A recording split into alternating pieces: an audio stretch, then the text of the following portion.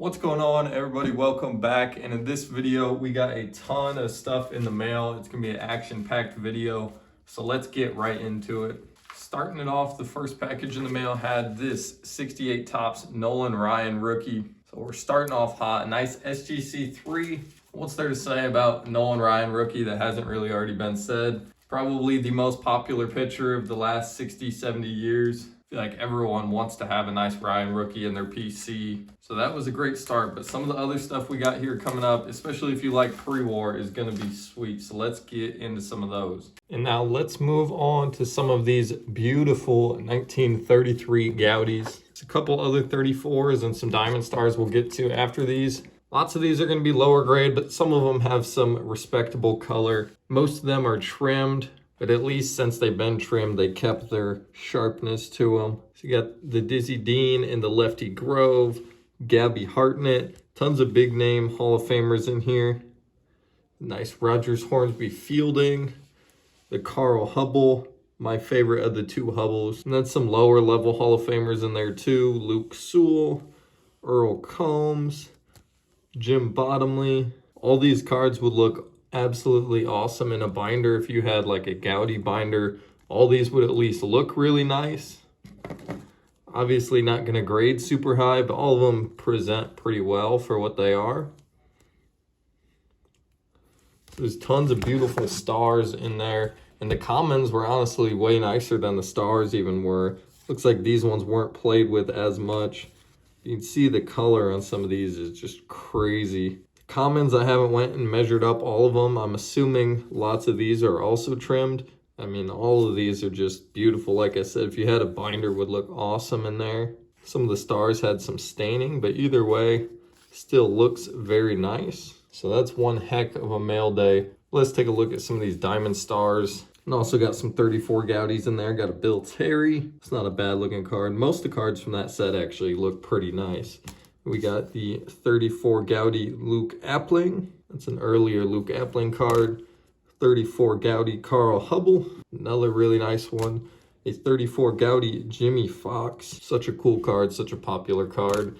And then the Archie Floyd Vaughn. So tons and tons and tons of Gaudis in the mail today.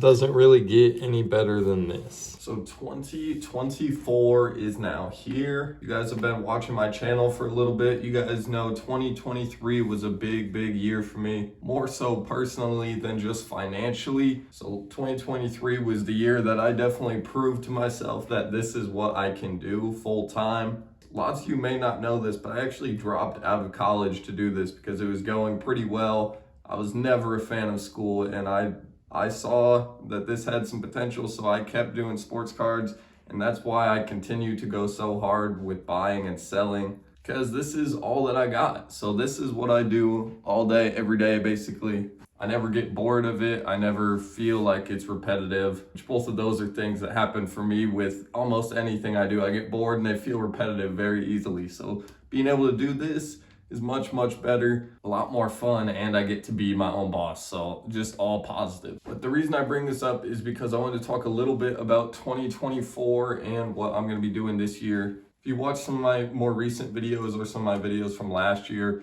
you hear me talk a decent amount about just kind of what it takes as far as how much you have to spend on cards and how much you have to sell cards for. So that's why I mention numbers like that. I'm not doing it to just like brag about how much I buy or how much I sell. It's more just if someone's interested in business or numbers. It's a rough number if you're trying to get into reselling. Just try to give people a little bit more information about what they may be doing, what it might have to look like. That being said, the target for last year was spending $250,000, which is about $5,000 a week, a little bit less. And I ended up at about $280,000 spent. So 2023 was a massive success. In 2024, I'm probably gonna have more of a selling goal than just a buying goal. Neither just buying or selling, like totals are gonna really tell you anything about how much money you make.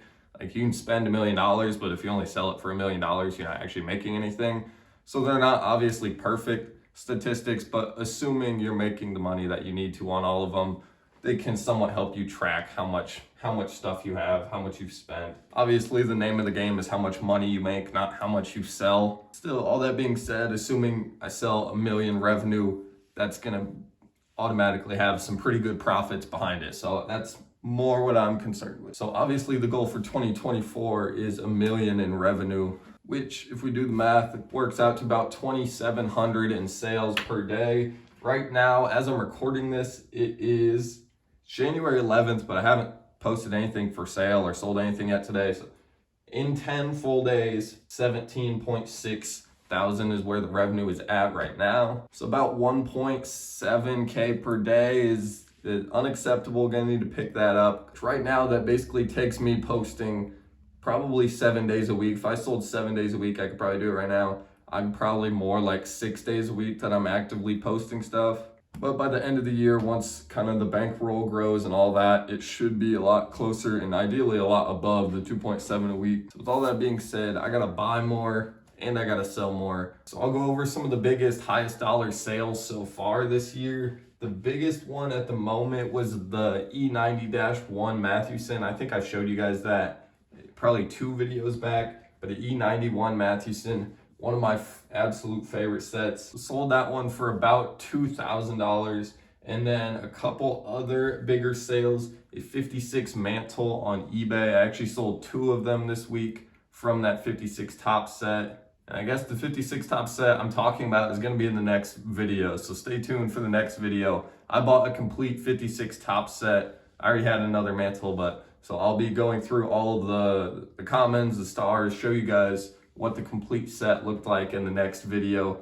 But I ended up selling the mantle for about $1,200 or so on eBay. And then I sold another 56 mantle around. And then I have a 33 Gaudi Lou Gehrig that's on the way to me right now. And it's a beautiful looking Gehrig other than the fact that it was on fire. It is, the rest of the card is pretty nice though, but so that's the story behind it. I did get a bunch of football and some other stuff. This is all about to be listed on my eBay store. So I got some nice vintage football cards, a couple vintage basketball, and then there's some baseball here. All this needs to be listed on eBay today. So let's go ahead and check some of these out. Got the 48 Bowman, some nice old football. That is the Bulldog Turner. That one I need a new price. I did not realize it had some creases in it, but all these price stickers on these cards are gonna be mine. So if you collect football or any of these here, you're interested, feel free to reach out. You got the 48 leaf Bobby Lane. That's a pretty good card for football. Centering is rough, but still a good card. Some 51 Bowmans. Now some of these are more expensive than I had thought for some of these Bowman football cards. I wasn't super familiar with some of the names that aren't the real big names like Otto Graham and stuff. Yeah, some of these other stars from these sets can also be worth a good amount too. So you got the Mike Ditka rookie. That's a 62 tops football. The Fran Tarkenton is a pretty big card for football. That's his rookie there. You got the Terry Bradshaw rookie. This one most of you guys probably do recognize. That's a pretty popular card. The Bob Cousy 61 Fleer. He's got a mark on him, but a pretty cool basketball card. I don't know much basketball, so that one will slide nicely into the inventory. A 33 Gaudi, back to some baseball. A nice Hack Wilson. This one's got super good color, good centering, all of that. 51 Bowman Whitey Ford. Nice rookie card of Ford. And then a couple other big cards here. Got another 56 Mantle. This one I bought in the same deal with this Ruth. This is a 1931 Babe Ruth. So none with the 33 Gaudis, unfortunately, but we do have a 1931 Ruth. And then a 55 tops. Jackie Robinson with some writing on him. So that all is going in the eBay store today. I'll post some stuff for sale everywhere else. I think that is it for me today. I'll see you guys next time.